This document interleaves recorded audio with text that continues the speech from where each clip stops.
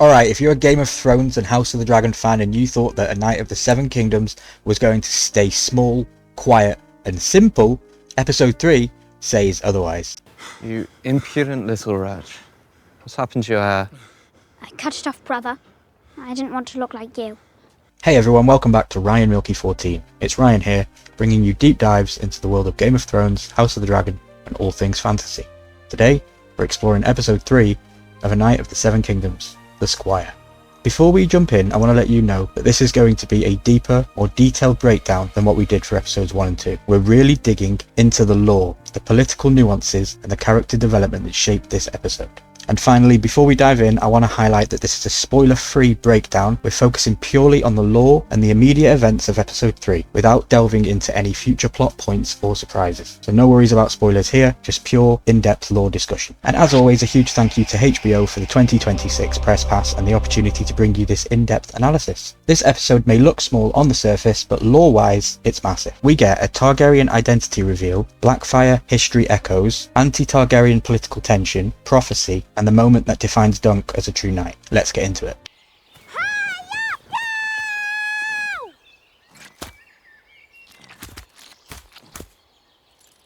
Let's get into it. Jousting in Westeros isn't just a sport, it's politics in armour. In Westeros, a joust isn't simply two knights and one lance. It's a social, financial and political performance hosted by a noble house. And the host has a lot riding on how it goes. When a noble house hosts a tourney, they're not simply providing entertainment, they're staging a massive display of wealth, power and influence. Thousands must be fed, prizes funded, grounds prepared and security arranged. It's essentially a medieval PR campaign. A successful tourney tells the realm, look how powerful we are, look who rides with us, look who supports us. That means the outcome of events, especially the joust, reflects directly on the host house's prestige. A tourney is basically a medieval version of a PR campaign, a flex of wealth, a marriage market and a power statement. That's where the officials overseeing the lists, often called stewards, marshals, or masters of the lists, come in. On the surface, their job is to keep things fair, setting matchups, inspecting armors and horses, judging clean hits, and enforcing the rules. But in reality, they serve the host lord. And in Westeros, fair can be flexible. A host house pours a fortune into a tournament, food and drink for thousands, prize money, lodgings, decorations, musicians, and guards. They do this to gain prestige. If things go wrong, it can backfire badly. So there's strong incentive to influence. It's not always blatantly cheating, it's subtle shaping. How can a joust be fixed? Instead of obvious corruption, it's more like stacking the odds. A games master could manage the image of a house in several ways. Controlling the bracket, they could arrange the bracket so dangerous or more famous knights are eliminating each other early on in the rounds so that they knock each other out. They can give a favoured knight an easier path or avoid pairing certain rivals. Officials inspect lances, armour and horses. A strict inspection for one knight and a relaxed for one another. That matters. Rule interpretation. Jousts are judged on clean hits, breaking lances and unhorsing. Judges decide, was that a legal strike? Did the lance break properly? Was the fall fair? Close calls on hits or broken lances can go one way or the other. Grey areas equals influence. Why favour someone at all? Because the winner brings glory, and that glory reflects back on the house that hosted the spectacle. If a famous knight wins, they get prestige. If a knight allied with the host wins, political strength. If a future son-in-law wins, marriage politics. And if a local bannerman wins, loyalty reinforced. But if a nobody or a rival house champion dominates, that spotlight shifts away from the host.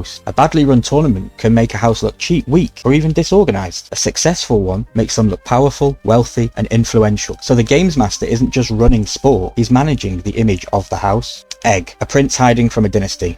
Egg's reveal isn't just a twist, it's political dynamite. He is Prince Aegon Targaryen, son of Maekar, grandson of King Daeron II. That places him inside one of the most unstable royal periods in Targaryen history. This family just came out of the Blackfire Rebellion, a civil war caused by legitimized bastards, disputed succession, Targaryen pride and paranoia. Egg grows up in a house shaped by war, suspicion, and reputation damage. So when he runs away to be a squire, that isn't childish rebellion, it's a rejection of dynastic identity.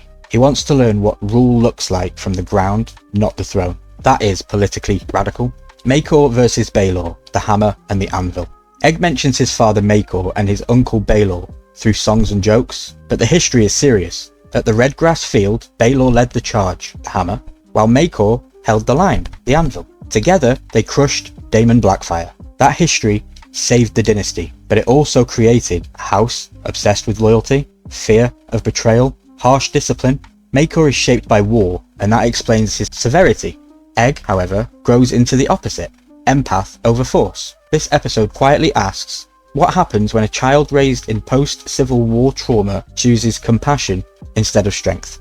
Aerion, the failed dragon ideal. Aerion represents the old Valyrian mindset.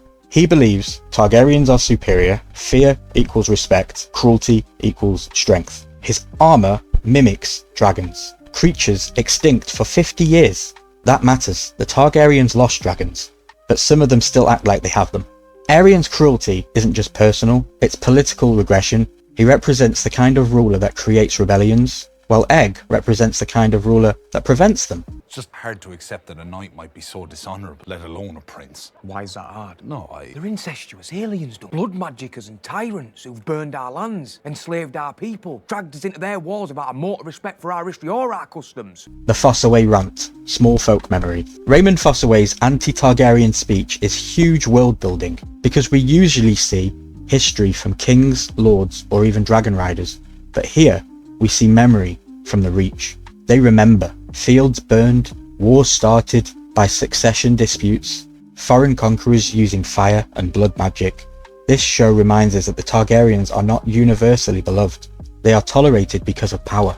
That tension is the background pressure of this era. Robin Riesling, Faith and War. Robin, calling himself a vessel for the warrior, ties into the faith of the Seven theology. The warrior represents divine courage. But Robin's behaviour shows the danger of religious martial thinking. When violence becomes unholy, madness can look like virtue. This mirrors knights in tourneys, princes in war, and Targaryens with destiny. Everyone thinks their violence is justified. Dunk versus Aerion. Chivalry versus nobility. Dunk attacking Aerion is one of the most important moral moments in Westerosi history. It proves something radical. Knighthood is not blood-based. Dunk has no house, no lands, and no pedigree, yet he embodies the knightly vows more than the prince does. This episode contrasts two systems of legitimacy. Aerion, birthright, Dunk, moral right. And Egg sees it. That moment shapes how he understands rule, justice, and power. Prophecy and Targaryen dynasty thinking. Egg takes the fortune seriously. Why? Because Targaryens have a long tradition of prophetic dreams. Daenerys the Dreamer, Aegon the Conquest visions, dragon dreams across the line. Targaryen rulers often act based on prophecy, and that has shaped the entire political history of Westeros. This moment is the seed of that mindset in Egg. What this episode is really doing, this episode is not just about a tournament, it's about the kind of ruler that Egg might become, the moral education of a king, the idea that the best leadership may come from humility. Dunk teaches Egg honour, empathy, and protecting the powerless. This is the moment where Dunk stops being a man playing at knighthood and starts paying the price for it. Because this is where consequences enter the story, and this is the episode where ideas finally crash into power. The first two episodes built the world from the ground, mud, memory, honour, identity. But episode 3 shows us something important about Westeros. Being a man doesn't protect you from powerful ones. This episode quickly becomes just as much about Egg as it is about Dunk. We see Egg training, running drills, learning how to handle a warhorse bigger than he is. He's determined to be useful, to prove that he belongs here. And his personality shines again through the songs and jokes we hear him singing, crude little rhymes. Baelor was the firstborn, Prince Maekar sprang out last. Daemon was the bastard, so the kicker's bastard. Grass is green in summer, green grass I adore, but grass is red all over. The kind of street humour that kids pick up in taverns and camps. It's funny, it's awkward, but it shows something really important. Egg isn't living like a prince, he's living like a boy chasing a dream. When you kill a rebel, horses die in battle. This battle was the front. Blackfire's not a trueborn, he came from the wrong But then the story pulls the curtain back. Egg's true identity is finally revealed. And yes, guys, I can sit back and sigh, because I can let this out. He isn't just a squire. He's Aegon Targaryen, a prince of the realm. And suddenly, everything changes. Not just how the world sees him, but how we see his choice to follow Dunk. He wants this life. He chose it. The Ashford tourney now feels bigger, louder, more dangerous. We see great knights, royal family members, nobles with power. But instead of excitement, Dunk feels small, outmatched. And for the first time, the dream of knighthood feels terrifying instead of heroic. Episode 3 keeps pushing the same question this series is built on. Is a knight someone who's famous, or someone who chooses to do what's right? Because now Dunk is surrounded by men with titles, who don't act very knightly at all. The fantasy is fading, reality is showing through. By the end of this episode, Dunk is drinking with Raymond Fosterway. The mood almost feels normal. A moment to breathe, a moment where Dunk feels like he's part of the world that he's been chasing. But that peace doesn't last long. Prince Aerion Brightflame arrives, and what happens next changes everything. Aerion attacks Tanzel during the puppet show. It's cruel, it's unnecessary, and it's done by someone who knows no one dares stop him. And Dunk does the one thing a knight should do, and the one thing that could probably get him killed. He steps in, he fights back, because Dunk cannot stand by while somebody that's innocent is hurt. That's who he is. But this isn't a storybook, guys. This is Westeros, and he just struck a prince. That choice, that might cost him everything. Episode 3 is where the story grows up, where ideas meet power, where honour becomes dangerous, and where Dunk stops trying to become a knight and proves he already is one. This is the fundamental foundation of a different kind of Targaryen legacy.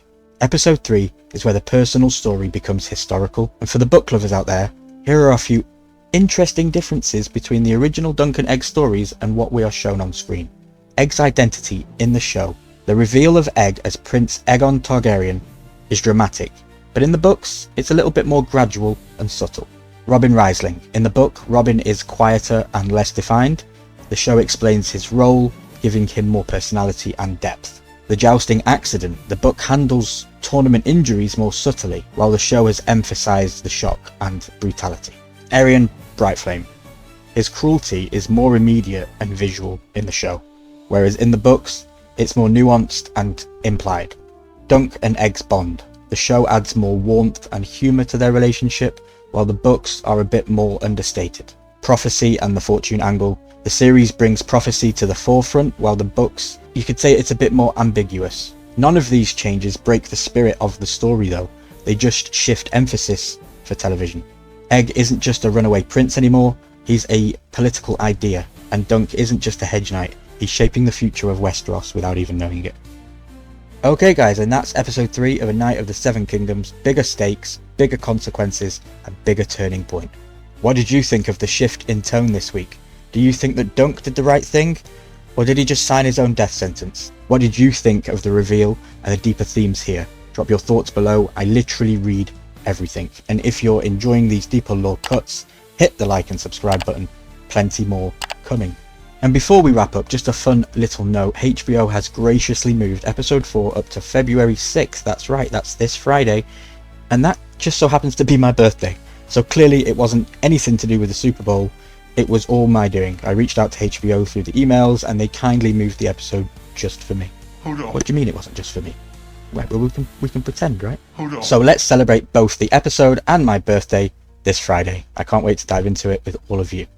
Thank you so much for watching, and as always, drop your thoughts and theories in the comments down below. Do not forget to like and subscribe for more in-depth breakdowns. Thank you for watching and listening, and we'll see you in the next one.